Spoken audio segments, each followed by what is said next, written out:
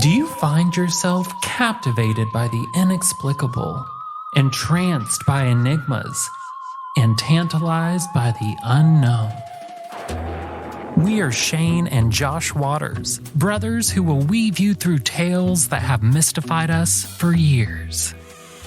From haunted hotels to inexplicable disappearances, with a gripping narrative, we invite you to join us on a journey into realms of the unexplained.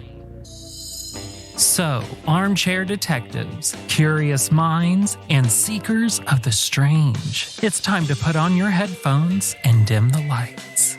Dive into the uncanny world of the Mystery Inc. podcast and prepare for a journey into the unknown that you'll never forget. And remember, some mysteries are better left unsolved, but not unexplored.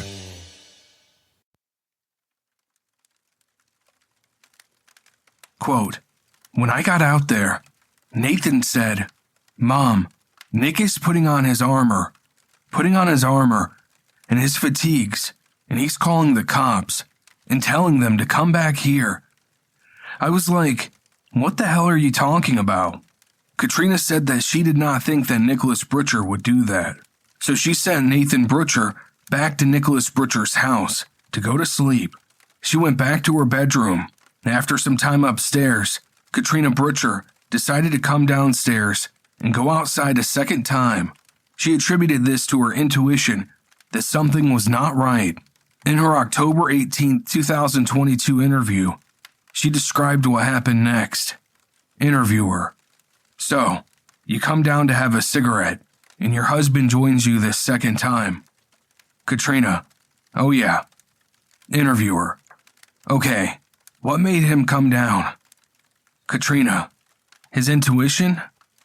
Interviewer: "You guys felt something wasn't right?" Katrina: "I did." Interviewer: "Okay, and your husband felt something wasn't right, then came down to you." Katrina: "I don't know. You have to ask him, because I don't know."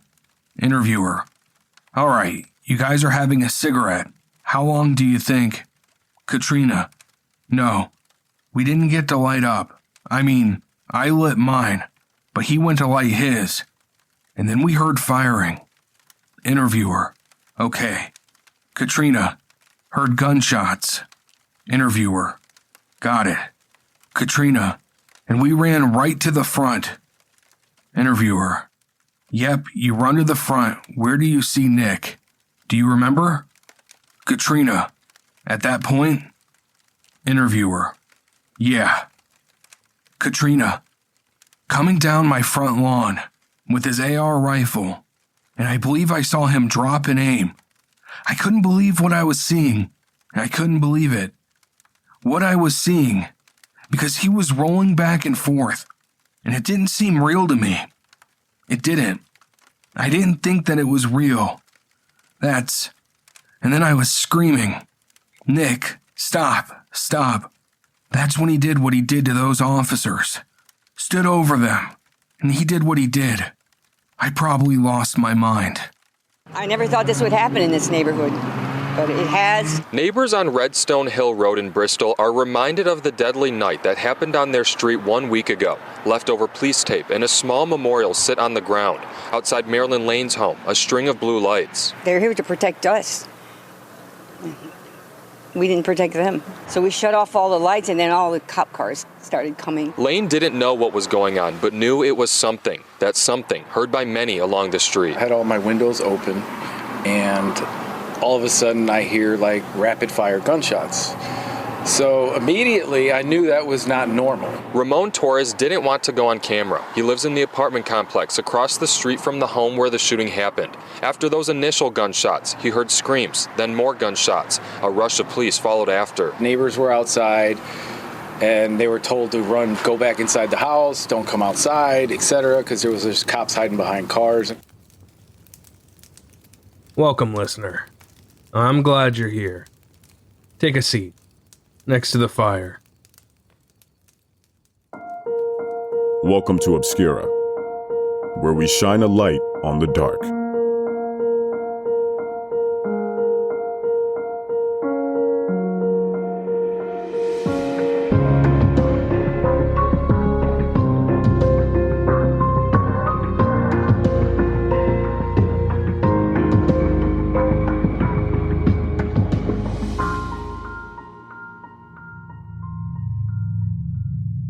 Listener, before we get to the 911 call and subsequent carnage, I want to go over a quick timeline leading up to the events. Yes, you've had a general overview in the last episode, but I want to give you a more straightforward summary with a bit more detail of how quickly things escalated starting in 2021 for Nick Brutcher, how fast he circled the drain. Although employed, Nicholas Brutcher was not in good shape financially. According to his Experian credit report, he had 2 debts that were at least 180 days delinquent, and a third debt in the amount of $2,116 that was in collection. This was a lot of money for someone living paycheck to paycheck. Nicholas Brutcher was prescribed Paxil, an antidepressant medicine. At the time of that prescription, in December 2021, the medical note states, "Patient complains of anxiety for past several years, which has been getting worse. Patient has been getting support from a psych app, and he was given a prescription for hydroxyzine, which did not help, but made him really sleepy. Patient has panic attacks. He thinks that his work has increased his stress level, and he has gone through a divorce. A contributing stressor was that Nicholas Brutcher appeared to struggle with his sexual identity, keeping his bisexuality secret from everyone close to him. He repeatedly installed, used, and uninstalled the Grindr app, and even messaged with the man to set up a date the same day woman 1 left from a visit on October 10th. To be clear, his sexual identity itself is not directly linked to his actions on October 12th. However, it is probable Nicholas Brutcher knew the ability to seek out relationships with men would end if woman 1 were to move in with her children. In addition, the combination of alcohol, cocaine, and marijuana is another significant factor in understanding Nicholas Brutcher's actions on October 12th. The levels of these substances in Nicholas Brutcher's system at autopsy would be high enough, especially when taken in concert, to induce psychosis, lower inhibitions, increased paranoia, delusions, and violent ideation. Upon arriving home, Nick became increasingly agitated. After giving it some thought, he put on some camo and body armor, and he began loading his guns. When he was finished, he dialed 911. Listener, the following audio is from the 911 call placed by Nicholas Brutcher. I want you to listen to this call with the understanding that he is under no duress, and that this call is simply a deranged man setting a trap.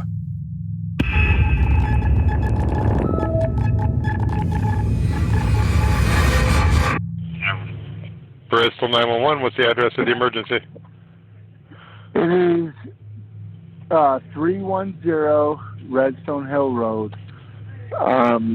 Your officers had an altercation with a man earlier tonight,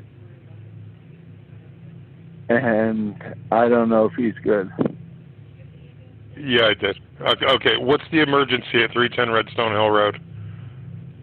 I don't know. It's just not. It's not good. Okay, what's your name? Nicholas. Nicholas, what's your last name? It's Brutcher. Okay. You called 911. What's the emergency at 310 Redstone Hill Road? I don't know if it's necessarily an emergency, but it really does. Okay. We did shift change. I have no idea what you're talking about. You called 911. What is the emergency? Yes, sir.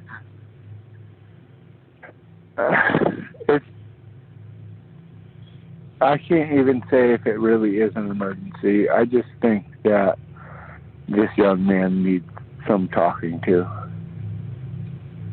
What young man? Nathan. Nathan what? Same last name. Okay, where is he?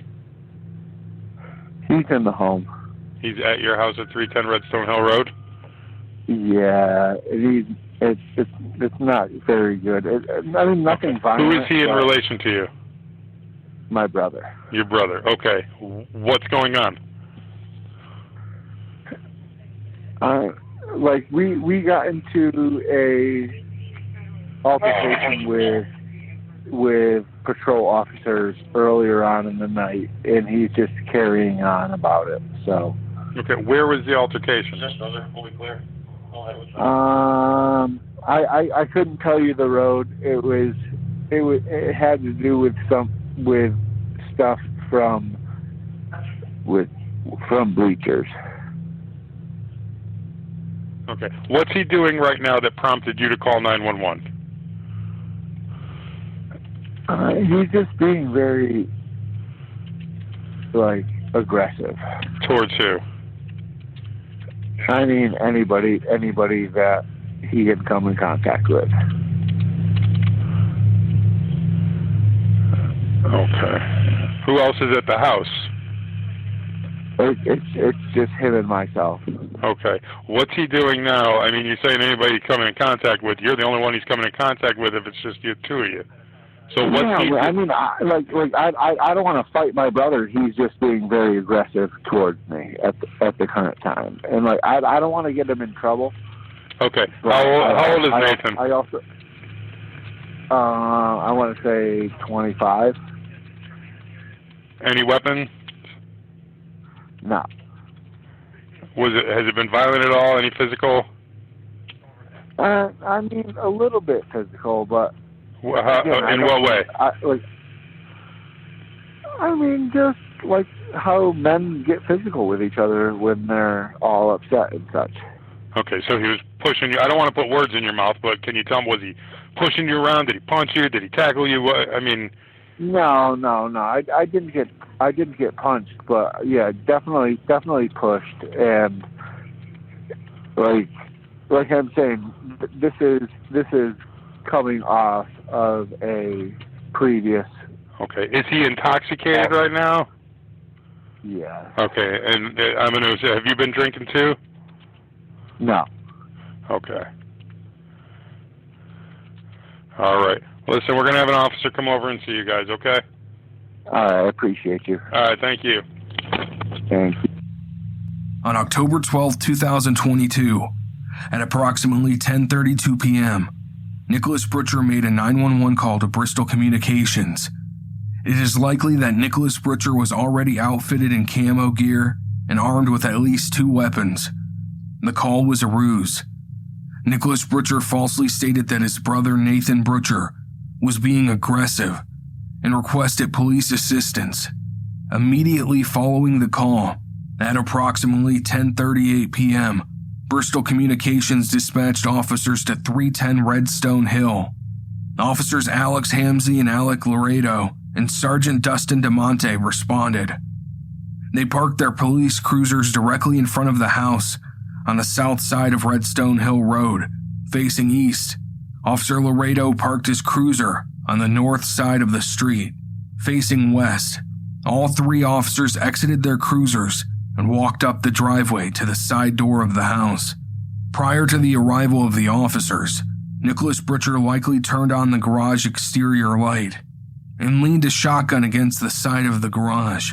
He then concealed himself behind bushes in the front of the house next to the door, the shotgun the equivalent of cheese left in a mousetrap.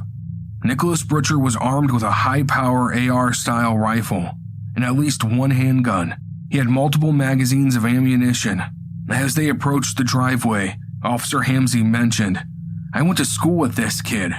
Unbeknownst to the officers, Nicholas Brutcher had hidden himself near the bushes at the front of the house next door.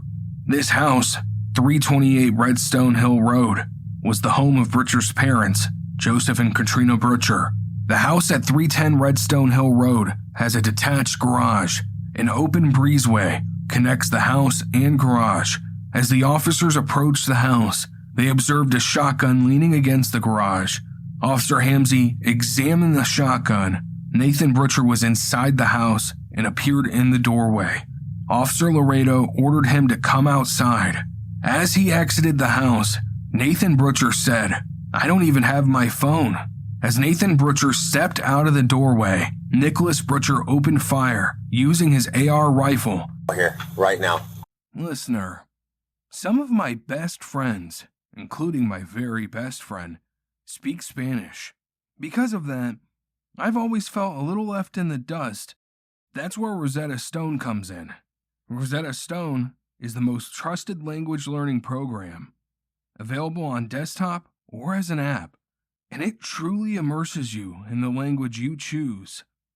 I've been using it, and I've got to say, I'm genuinely shocked by how quickly I'm learning. It's an intuitive process. With Rosetta Stone, you pick up a language naturally. First with words, then phrases, then sentences. And this is designed for the long term, meaning that with Rosetta Stone, you are going to retain what you learn. Rosetta Stone has been a trusted expert for 30 years, with millions of users and 25 languages offered. Don't put off learning that language. There's no better time than right now. To get started, for a limited time, Obscura listeners can get Rosetta Stone lifetime membership for 50% off. Visit rosettastone.com/today. That's 50% off unlimited access to 25 language courses for the rest of your life. Redeem your 50% off at rosettastone.com/today. Bocas del Toro, Panama. A secluded seaside hideaway. Scott Makeda has no idea that his tropical haven is about to become his personal hell. A serial killer pretending to be a therapist.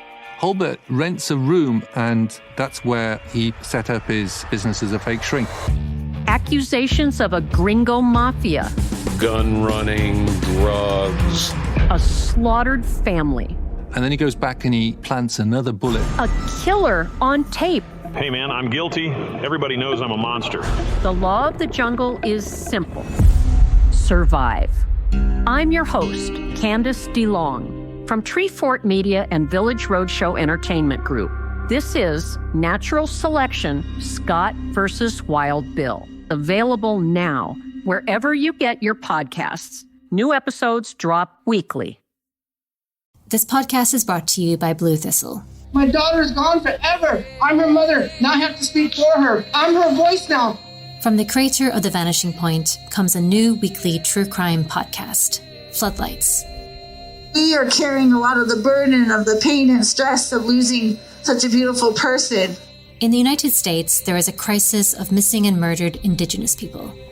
In Floodlights, we'll be covering a new case every week. And I will fight the rest of my life. You'll also hear about other major crimes affecting tribal nations, from conspiracies to scandals created by an unfair legal system. In Hoopa, we have the highest rate of missing and murdered Indigenous women. Floodlights investigates true crime stories impacting tribal nations, featuring interviews with survivors, advocates, and law enforcement. What do we want? Justice! When do we want it? Now! What do we want? Floodlights, available wherever you get your podcasts.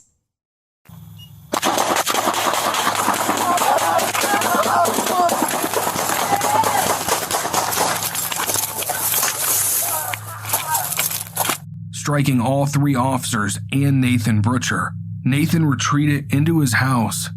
Officer Hamzy immediately fell. Sergeant DeMonte proceeded through the breezeway into the rear yard and saw Joseph Brutcher. He then returned to the driveway and toward Officer Hamzy, where he collapsed onto the pavement.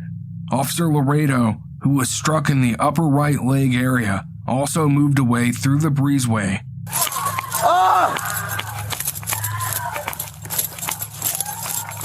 That's fine for you. Shots fired!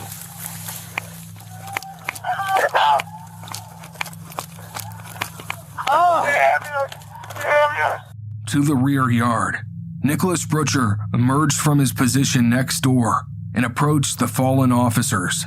Nicholas Brutcher walked to the driveway and toward Hamzy and DeMonte. Nicholas's parents, who had come outside and in the rear yard of their home, saw what happened next. Nicholas proceeded to stand over each officer and fire multiple shots into them. First Sergeant DeMonte and then Officer Hamzy.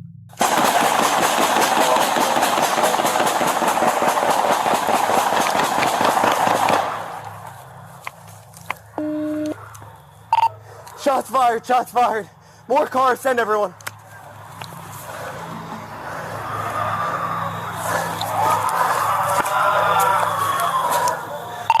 Officer shot, officer shot. Receive officer shot.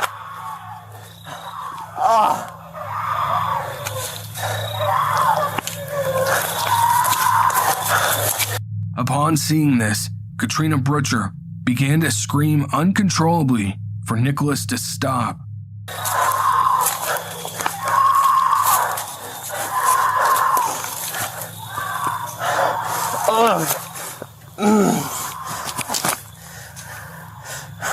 Oh, fuck. Oh, fuck. Oh, my God. Oh, my God. President, you have the address. 310, 310, Redstone Hill Road. At one point, Nicholas's AR-15 stopped firing. He had incorrectly inserted the magazine, and he switched to a handgun and continued firing.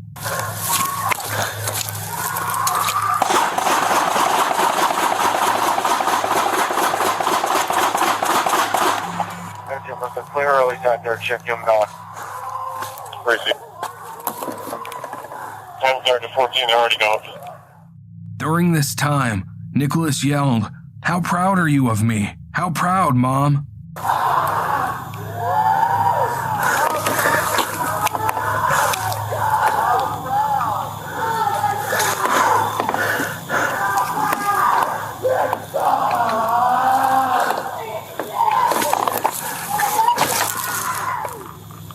Officer Laredo moved along the back of the house, emerging in the yard of the house on the west side of 310 Redstone Hill. He radioed for assistance and continued moving until he reached the police cruisers parked on Redstone Hill Road. Officer Laredo heard sounds indicating that Nicholas Brutcher was attempting to load a firearm. From his position, Officer Laredo could see Nicholas Brutcher, who was still in the driveway in front of the garage. Bracing himself against Officer Hamzy's cruiser, Officer Laredo fired one shot.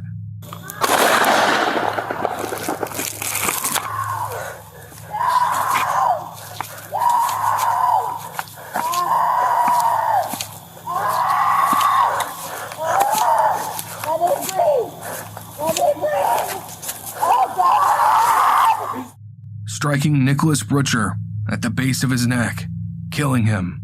Following the incident, Nicholas Brutcher was lying on his left side in the driveway, north of the eastern corner of the garage.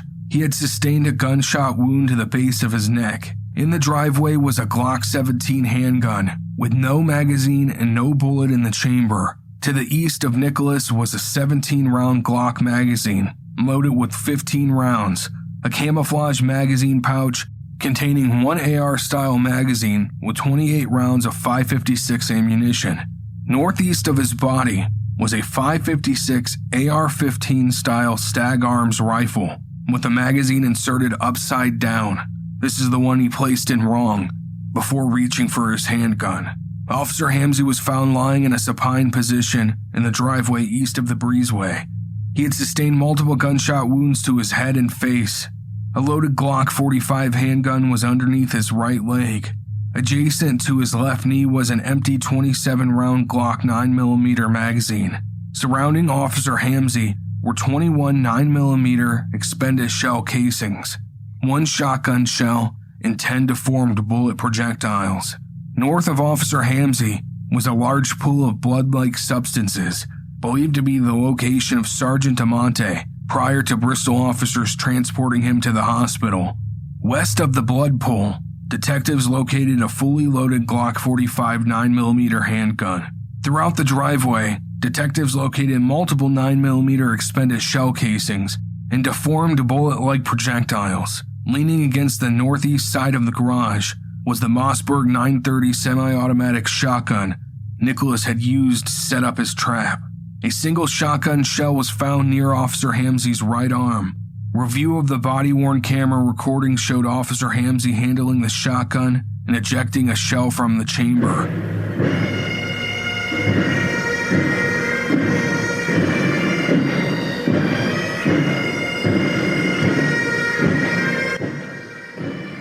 Brent, like you said, people coming by all day to drop off flowers, leave crosses, some cutout angels, signs, and flags at this memorial here for these officers. Now, they actually took all of the flowers inside the police department due to the rain, but just in that time, just in a few minutes, people have already come to put more out on this vehicle. Earlier today, it was completely crowded, full of flowers on top and on the ground. Those we spoke to telling us these men were a cherished part of the Bristol community and will be dearly missed. Many also describing this as scary and shocking. It's shocking. It's unbelievable. You know, you just don't think this happens in your neighborhood or in your community. Neighbors near the shooting describing the scene Wednesday night as they heard what sounded like firecrackers, followed by sirens. It's probably 10 to 15 rapid boom, boom, boom, boom. We heard this noise, and Paul said it sounded like a jackhammer or something. These residents stunned by this tragedy, both saying they never thought something like this would happen so close to their homes. This is my home, and I love it, and I don't want to leave here.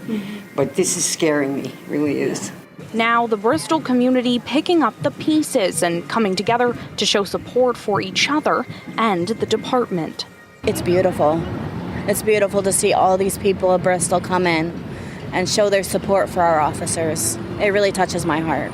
We spoke with a friend of Sergeant DeMonte and a high school classmate of Alex Hamsey. People who knew these officers personally say they impacted the community and their lives. Sergeant DeMonte was a big motivation for me to help me stay sober. The kind words that he said to me helped me to be where I'm at today, which by the grace of God, I'm 2 years sober.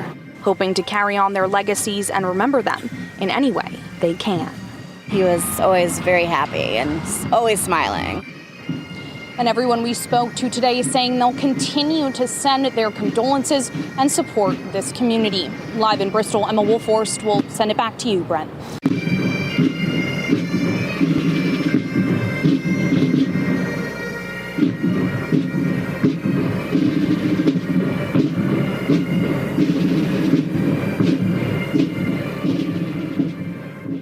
Nicholas Brutcher's gunfire directed at the police officers also struck Nathan Brutcher. He sustained gunshot wounds to his right lateral thigh and left inner knee. He was taken to St. Francis Hospital and admitted for treatment on October 12, 2022 at 11:34 p.m. After receiving treatment, he was discharged 2 days later. Inspectors interviewed Nathan Brutcher on October 14, 2022, following his release from the hospital, and again on October 18, 2022. Nathan Brutcher denied being with Nicholas Brutcher when he made that 911 call. He said that he had no idea that his brother was going to make the call. The inspectors then confronted Nathan with Katrina. Brutcher's video statement in which she states that Nathan told her, quote, "Nick is putting on his armor and calling the cops and telling them to come back."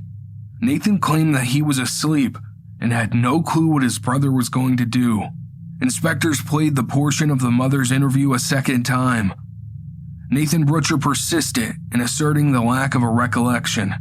"I don't remember anything except getting woken up by gunfire. I swear."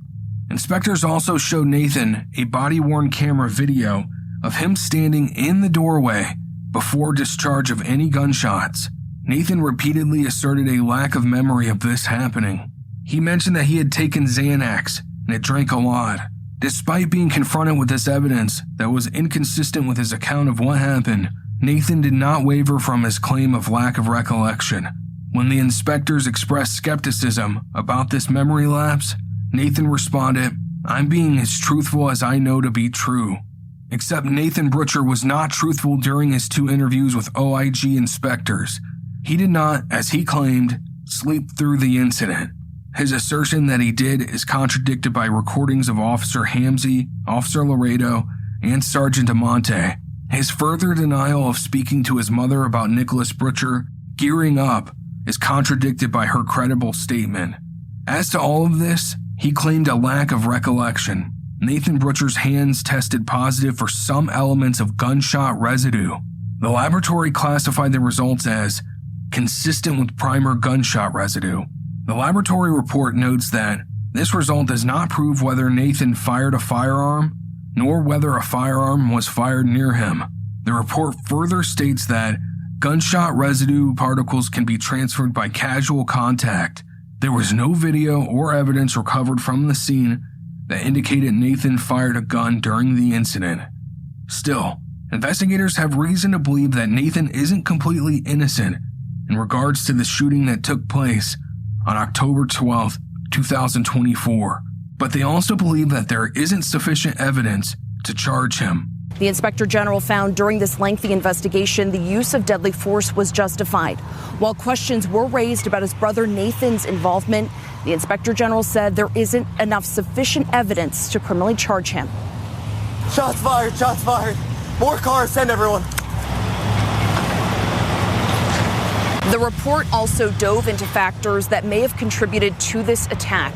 The FBI's Behavioral Analysis Unit found stressors such as Brutcher's, quote, toxic relationship with a girlfriend who believed she was pregnant, possible struggles with his sexual identity, and financial troubles coupled with heavy substance use and perceived grievance from the traffic stop are, quote, probable motivations for his subsequent targeted act of violence against the Bristol officers, but emphasizing it would be wrong to place any blame for the attack on the traffic stop officers or others in Nicholas Brutcher's life. Now, in total, this report did span 66 pages. The Office of the Inspector General says they will not take any further action on this matter.